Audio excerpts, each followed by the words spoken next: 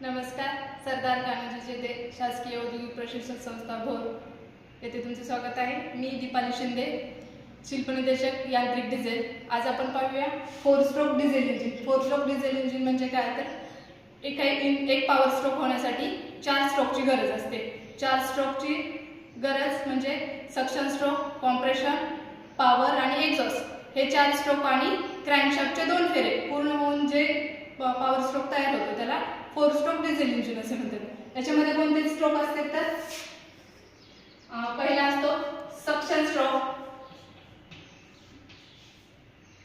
दुसरा असतो compression,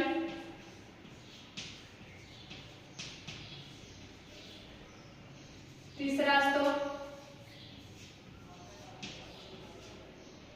power stroke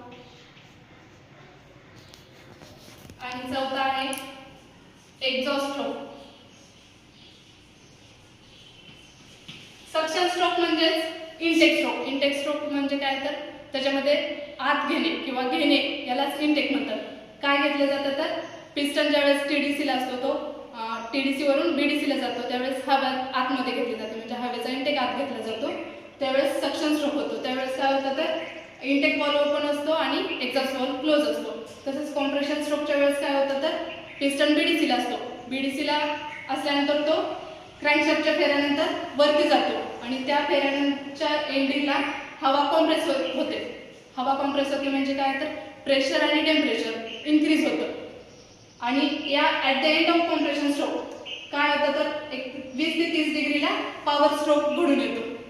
म्हणजे काय, पॉवर स्ट्रोक होतो म्हणजे स्फोट होतो हवेचा, म्हणजे डिझेलचा स्प्रे झाल्यानंतर हवेचा आणि मिक्सचर होऊन स्फोट होतो, तो झाला पॉवर स्ट्रोक. आणि लास्टचा आहे तो एक्झॉस्ट स्ट्रोक. एक्झॉस्ट स्ट्रोक मध्ये काय होतं तर इनलेट वॉल्व बंद असते आणि एक्झॉस्ट वॉल्व चालू असते. एक्झॉस्ट गॅसेस जे तयार झालेले आहेत ते एक्झॉस्ट येतो.